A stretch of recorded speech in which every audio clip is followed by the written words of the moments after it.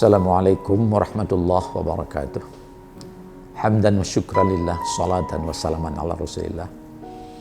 Para pemirsa yang dirahmati Allah, marilah di dalam mungkin konteks bulan Ramadan ini kita ingat satu topik, ilmu pengetahuan. Apa makna ilmu pengetahuan? Apa tugas yang hakiki daripada ilmu pengetahuan? Yang pertama sekali kita harus mengalami bahwa ilmu adalah anugerah utama dari Allah Subhanahu wa taala kepada umat manusia, hanya kepada manusia. Ingat sebuah ayat, a'udzubillahi minasyaitonir rajim. Wa 'allama Adamal asma'a kullaha. Allah lah yang telah mengajarkan, memberikan ilmu kepada Adam, semua ilmu pengetahuan. Maksudnya apa? Itulah anugerah utama Allah atas penciptaan manusia, ilmu pengetahuan. Nah, selanjutnya bagaimana? Maka ilmu pengetahuan itu sama dengan rezeki. Dia sudah ada karena itu anugerah Allah. Tinggal kita cari. Puncak daripada ilmu ialah adab akhlak. Yang disebut dengan orang yang berilmu ialah orang yang beradab, berakhlak. Ingat, jadi beda antara orang alim, orang bijak, ya tukang juga orang berilmu, tapi ilmu pertukangan. Tapi yang disebut dengan ilmu hakiki ialah ilmu yang dapat menciptakan kemaslahatan, menciptakan kemanfaatan. Hanya dengan ilmulah kita bisa meningkatkan kualitas hidup manusia. Bayangkan ya, kalau kita tidak ada ilmu, bagaimana kita mengadakan pengajian, ceramah, bagaimana kita bepergian satu tempat ke tempat yang lain, bagaimana keliling dunia, bagaimana naik haji. Kalau dulu dengan sampan, kapal laut itu berbulan, sekarang 7 jam, 9 jam dari Indonesia kita sudah sampai ke Jeddah, ya, ingat 7 jam, bisa nanti jadi 6 jam, bisa 5 jam. Apa itu semua adalah manfaat daripada ilmu. Makanya ilmu juga disebut al-ilmu nurun, ilmu itu sinar, cahaya yang mencerahkan. Jadi tidak ada ilmu hitam. Nah, itu bukan ilmu itu. Ilmu yang al-ilmu nurun, bahkan sebuah mahfudzat diajarkan oleh guru kita, al-ilmu nurun, al-insanu bidunil ilmi kal hayawan. Manusia yang tidak berilmu, yang tidak mempelajari ilmu, seolah-olah alam mahfudzat itu seperti hewan. Hewan tidak ada ilmu, yang ada insting, gharizah, tabi'ah, nalurinya saja. Tapi manusia tidak cukup bahwa manusia itu harus berilmu. Ilmu dicari.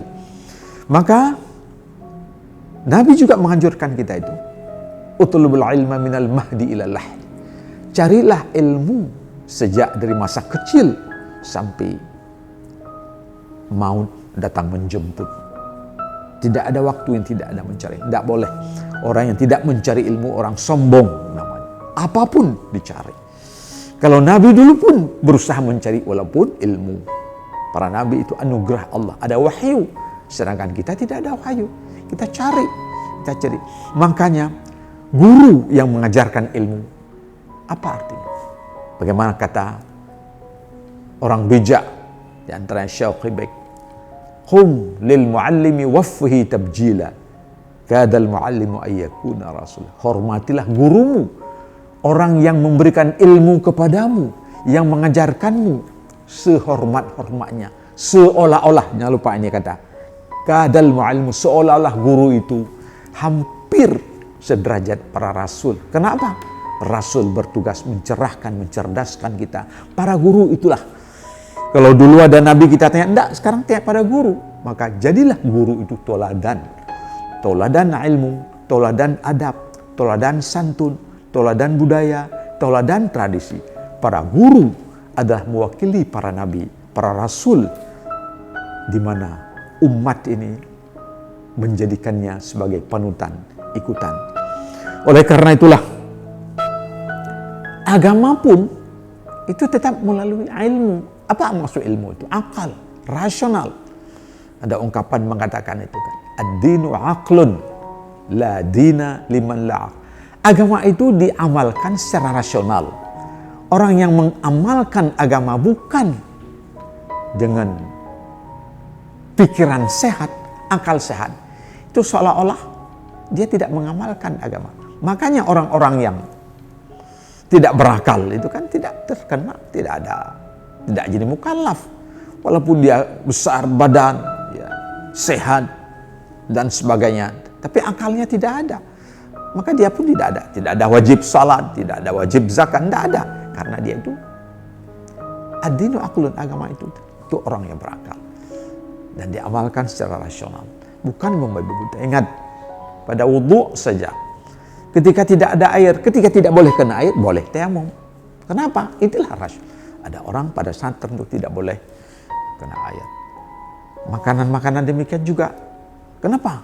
Diharamkan. Khamar. Artinya apa? Itu merusak. Merusak itu orang yang berakal paham. Kalau minum khamar itu merusakkan pikiran. Sedangkan agama itu harus menjaga pikiran, menjaga jiwa, menjaga nyawa, menjaga lingkungan. Nah, kalau orang tuh, wah ini kami ini sekolah agama, ini boleh membuang sampah di mana saja, tidak bisa begitu. Lingkungan kita jaga, ya. Karena apa? Itulah rasionalnya, itulah akal ke situ, itulah manfaat pada ilmu pengetahuan.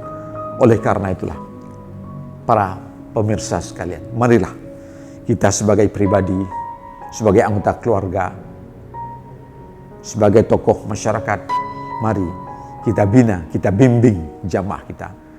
Anak-anak kita terutama tetap mencari ilmu dimanapun berada. Tidak ada di dalam kampung, di luar kampung, tidak di dalam negeri, di luar negeri. Yang penting mencari ilmu adalah kewajiban asasi manusia sejak kecil sampai menjelang wafat. Demikian, Assalamualaikum warahmatullahi wabarakatuh.